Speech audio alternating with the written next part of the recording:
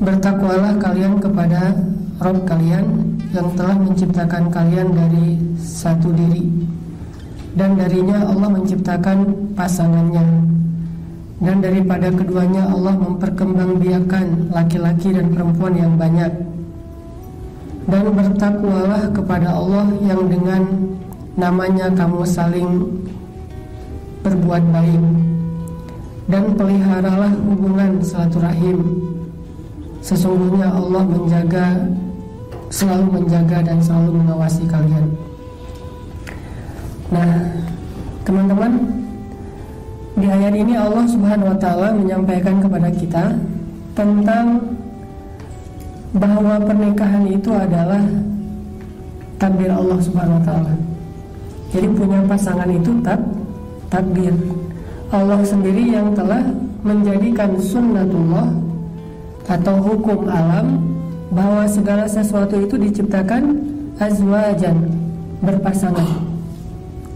Dan itu bukan cuman malam siang atau timur barat, gelap terang dan segala macam, termasuk manusia yang secara derajat di antara makhluk paling tinggi, yang paling istimewa. Kalau yang lain aja berpasangan, bagaimana dengan yang lebih istimewa, yaitu manusia harusnya berpasangan. Jadi pasangan itu adalah takdir Allah Subhanahu wa taala. Pasangan itu adalah sunnatullah. Pasangan itu adalah hukum yang sudah Allah tetapkan dan tidak berubah. Semua yang Allah ciptakan, Allah kasih pasangan. Tinggal proses untuk menemukan pasangan itu aja yang kita jalanin. Bukan ada nggak ya, itu nggak perlu dipertanyakan karena semuanya juga dikasih pasangan. Bahkan yang meninggalnya berstatus sendiri pun tetap punya pasangan, karena nggak ada jomblo di surga. Di surga juga nanti akan diberikan pasangan. Makanya kita bacain banyak ayat tentang pasangan-pasangan kamu di surga, yang kita nyebutnya dengan bahasa Indonesia disebut bidadari. Walaupun sebetulnya bahasa Al-Quran bukan bidadari, tapi disebut dengan istri atau disebut dengan pasangan. Kadang Al-Quran nyebutnya dengan istilah istri, berarti hanya untuk perempuan. Kadang Al-Quran menyebutnya dengan istilah pasangan, berarti bisa laki-laki bisa perempuan. Yang jelas di surga itu ada pasangan, kalaupun dia meninggal dalam status masih sendiri, kalau dia udah balik. Kecuali meninggalnya belum balik.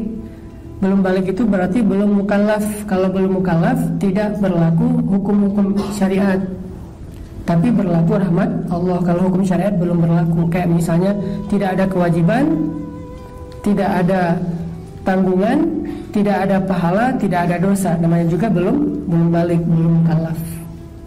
Kalau dia udah meninggal dalam status balik, maka dia mukallaf, maka Allah Subhanahu wa taala pasti memberikan jaza atau ajr, balasan. Dan salah satu di antara jaza yang Allah janjikan itu adalah pasangan. Jadi pasangan adalah hukum sunnatullah. Kalau nggak dapat di dunia, pasti dikasih di surga. Jadi nggak ada satupun hamba Allah yang mukallaf atau balik yang berstatus sendiri selama-lamanya, tuh nggak ada. Kayak misalnya yang perempuan paling sempurna yang meninggalnya status sendiri kan ada 2 dari 4 perempuan kan, Asia sama Maryam. Kalau Asia meninggalnya nggak mungkin nanti di surga bareng Firaun, pasti dah pisah kan selama-lamanya. Nanti Asia Allah berikan pasangan, siapa? Allahu a'lam. Walaupun ada hadis dhaif adalah Rasulullah, tetapi Allahu a'lam, yang jelas dikasih pasangan. Begitu juga Maryam, perempuan Azra itu artinya perawan seumur hidup, suci. Kalau bahasa orang Inggrisnya mungkin Saint gitu ya, Saint Mary.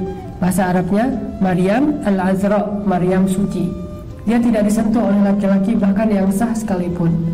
Kalau kita periksa list kontaknya di handphone Maryam tuh, laki-laki cuma ada 2 loh. Ayahnya Imran sama pamannya Zakaria doang. Yang lain semuanya cewek. Kalau kita, laki-laki semuanya cewek, yang cowok cuma ayahnya doang gitu, yang cewek misalnya. Atau lihat followersnya, cewek semua misalnya, atau 60% cewek gitu. Sebaliknya juga gitu. Kalau Maryam, list kontaknya followers yang laki-laki cuma 2, ayahnya Imran sama pamannya Zakaria. Nanti kalaupun punya anak, tambah 1 followers yaitu Isa alaihissalam. Nah, Maryam aja yang meninggalnya sendiri, tetap nanti Allah Subhanahu wa taala berikan pasangan. Karena memiliki pasangan itu sudah sunnatullah, dan Allah tidak pernah menyelisih atau menyalahi sunnah yang Allah sendiri takdirkan. Sehingga di sini jadi kayak ada pesan moral bahwa saya tuh udah punya pasangan sebetulnya. Udah ditulis tuh di Lauhul Mahfuz, ditulis di dalam kitab takdir saya. Si fulan, kan kita dulu waktu saya atau teman-teman yang lain lah, dulu waktu sekolah kan suka nulis-nulis nama gitu kan, di dinding, di bangku, di kursi, atau di papan tulis. Tiba-tiba kalau kita masuk ke kelas duluan, teman-teman belum pada datang, nulis sendiri love siapa, Susi sama Susanto misalnya nih, Susanto misalnya. Sampai saking kita senang nulis nama pasangan, ke Jabal Rahmah itu paling banyak nama Indonesia loh.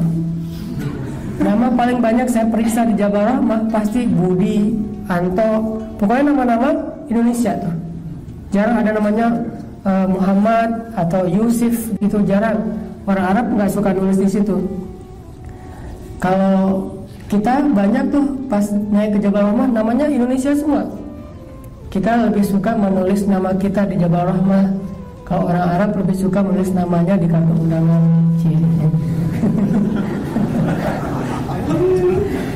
Nah, artinya kita kan nulis-nulis sendiri dengan dengan hasrat kita, dengan harapan kita, dengan nafsu kita. Kadang kalau bahasa kasarnya, sebetulnya tulisan kayak gitu tuh udah ada di Lauhul Mahfuz. Kita aja yang belum baca. Udah diukir sama Allah tulisan itu. Bukan di papan tulis kelas, bukan di bangku sekolah, bukan di dinding, bukan di tembok, bukan di buku diary, bukan di Jabal Rahmah, tapi di Lauhul Mahfuz udah ditulis namanya. Dan itu salah satu di antara ketetapan Allah yang sudah Allah tetapkan bahkan ketika Allah awal menciptakan kita. Nah, ini Allah katakan, sesungguhnya kami telah menciptakan kalian dari seseorang, yaitu Adam, lalu kami ciptakan darinya pasangan. Lalu dari pasangan itu kami perkembangbiakan laki-laki dan perempuan. Artinya terus saja hukum kayak gitu dari mulai Adam Hawa berlaku terus sampai hari kiamat. Kalau enggak, kalau sampai di stop, berarti tidak ada perkembangbiakan. Perkembangbiakan ini menunjukkan bahasa lain dari bahwa pasangan itu akan terus ada sepanjang kehidupan di dunia. Sehingga kita tidak perlu khawatir ketukar. Ini yang bisa bikin kita kadang-kadang ikhtiarnya ya, apa ikhtiarnya? Usahanya kadang-kadang suka salah gara-gara kita nggak yakin dengan poin ini nih. Kalau kita yakin sama poin ini, pasti ikhtiar kita akan lebih terjaga, nggak akan sampai break the line. Kenapa orang melanggar syariat dalam mencari rezeki yang halal? Karena dia nggak yakin kalau rezeki itu di tangan Allah. Kalau dia yakin rezeki itu di tangan Allah, ngapain dia harus melanggar? Allah kan tetap ngasih tanpa harus melanggar. Justru gara-gara kita melanggar, Allah nanti akan memutarbalikan sesuatu yang baik yang harusnya jadi jatah kita jadi sebuah musibah. Nah, ada orang yang melanggar ikhtiar yang halal dalam mencari rezeki, itu pasti penyebabnya karena dia nggak yakin rezeki itu Allah yang kasih. Ada di tangan Allah, Allah yang menjamin. Makanya dia ketika ngerasa kayak nggak ada harapan, kayak banyak kesulitan, dia pun mencampakkan batasan-batasan agama Allah dan mencari sesuatu yang menurut logika dia akan bisa dia dapetin, walaupun itu melanggar. Begitu juga jodoh. Kalau orang melanggar, kalau orang khawatir sampai nanti kalau keduluan orang lain, nanti kalau misalnya ternyata jadian sama si dia atau siapa misalnya, sehingga kita menggunakan cara-cara yang tidak Allah ridhoi. Salah satu caranya adalah main belakang itu menggunakan sihir atau dukun segala macam. Nah, ini berarti kita nggak yakin dengan takdir Allah bahwa pasangan itu udah ditulis sama Allah.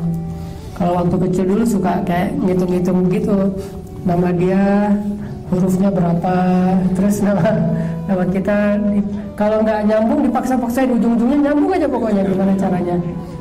Ini pemaksaan takdir. Pernah gak sih dulu nulis nama di papan tulis? Atau hitung-hitung angka atau huruf gitu? Saya dulu pernah, dan gak ada yang berhasil. Yang ditulis waktu masa-masa SMP, SMA gitu gak ada yang berhasil. Ternyata semua ramalan, semua logika, semua hitung-hitungan itu nggak ngaruh, nggak termasuk kayak horoskop. Kita, oh ini zodiak dia apa, dia sionya apa, terus apa baca setiap hari, setiap minggu. Oh minggu ini lo mending nggak usah datang ke rumah dia daripada ramai gitu. Justru ramainya gara-gara nggak datang misalnya. Atau ada aja, terus dicoba diramal. Oh minggu ini bakalan bahagia, ada kejutan datang dalam kehidupan kamu soal masalah percintaan. Kalau baca kayak ramalan gitu kan, yang pertama dilihat kan selain keuangan, percintaan kan, tuh langsung dibaca, wah ditafakuri, ditadaburi, diulang-ulang, hampir dibaca dalam sholat gitu, saking semangatnya gitu diulang-ulang. Quran susah dihafal, kalau itu hafal banget. Nah ini berarti kita nggak yakin bahwa pasangan kita itu dari tulis di papan tulis takdir di Lauhul Mahfuz, udah ditulis, nggak akan ketukar.